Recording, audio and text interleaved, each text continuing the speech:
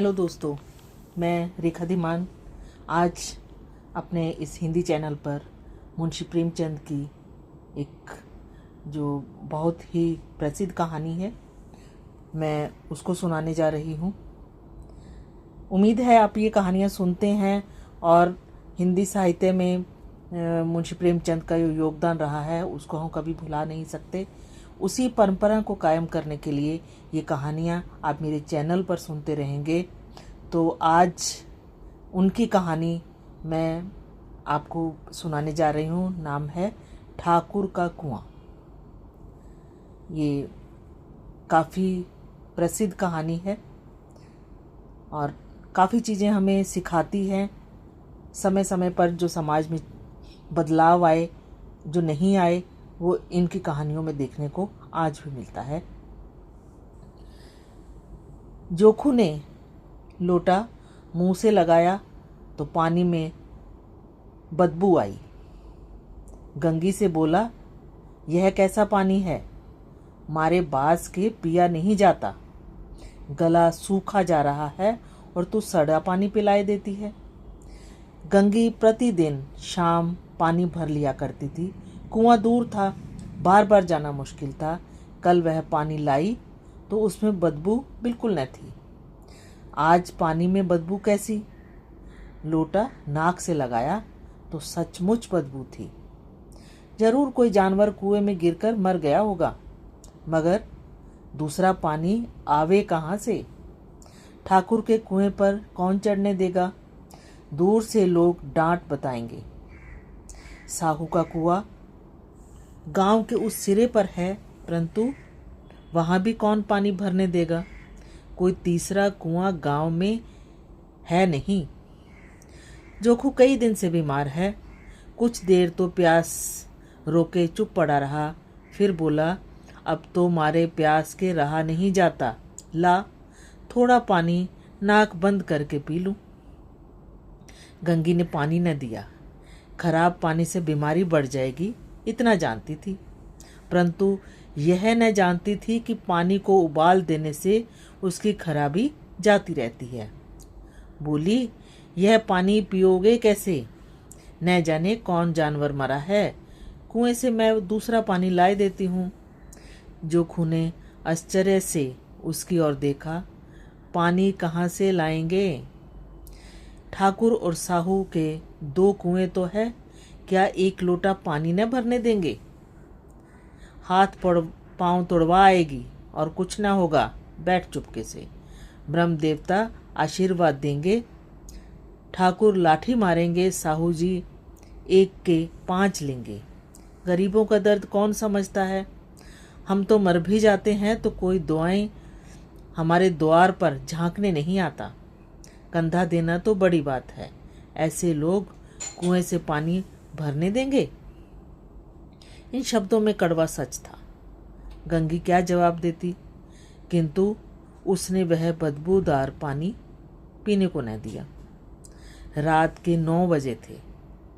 थके मांदे मजदूर तो सो चुके थे। ठाकुर के दरवाजे पर 10-5 बेफिक्रे जमा थे। मैदानी बहादुरी का तो अब जमाना रहा है न मौका।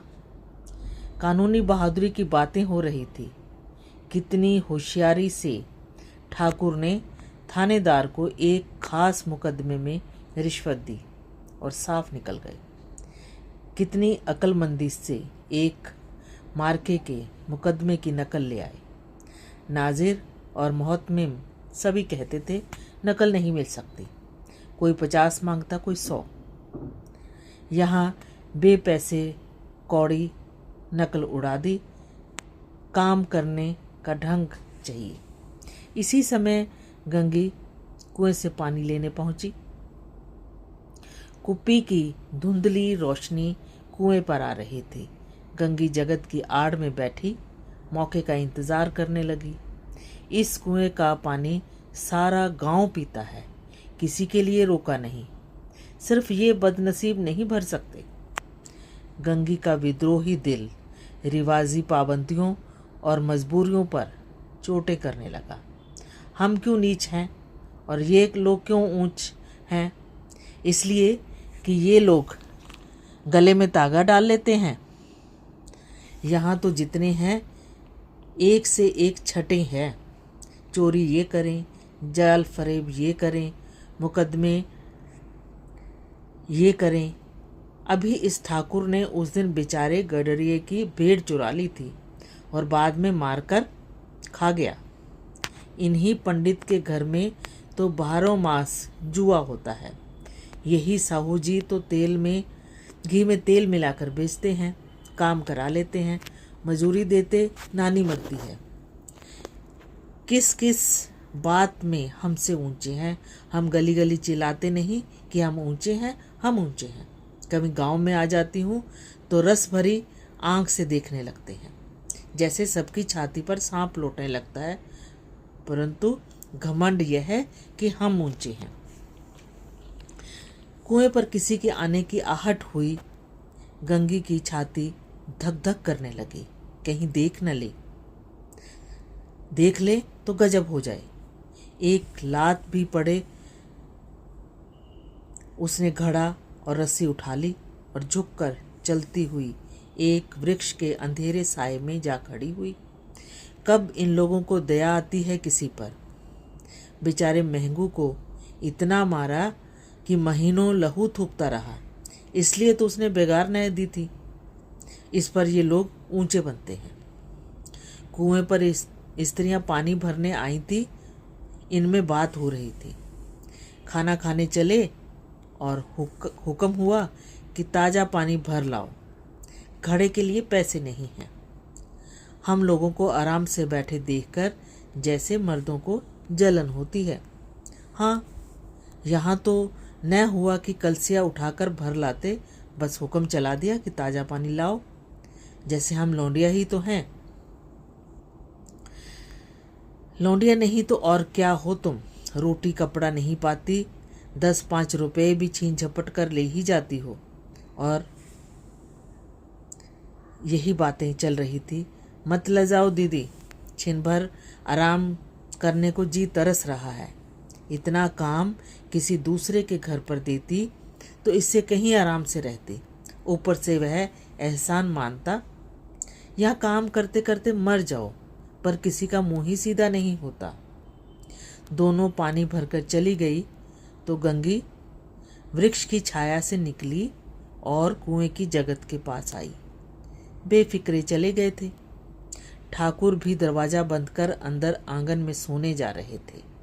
गंगी ने क्षणिक सुख की सांस ली। किसी तरह मैदान तो साफ हुआ।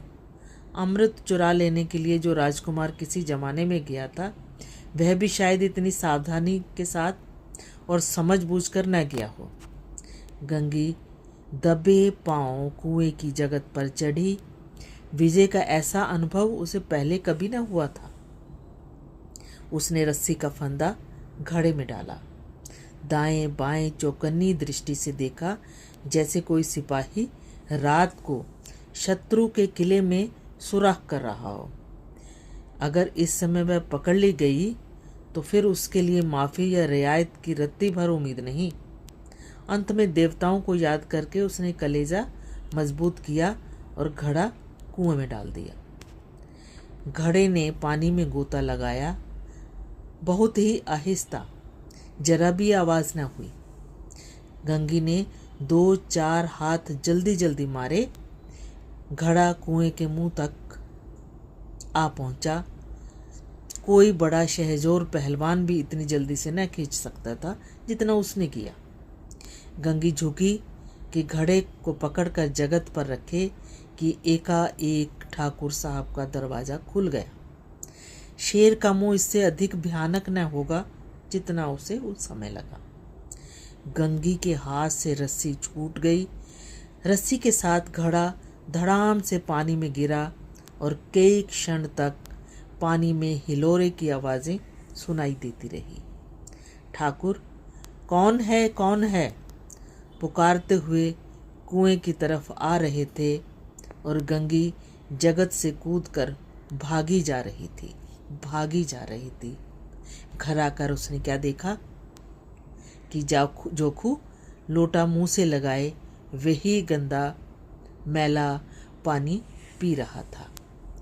इस कहानी में जो भी सीख मिली या जो सामाजिक दुर्दशा है या आप क्या समझे, कमेंट बॉक्स में लिख कर बताइए कि आपको ये कहानी कैसी लगी और आज समाज में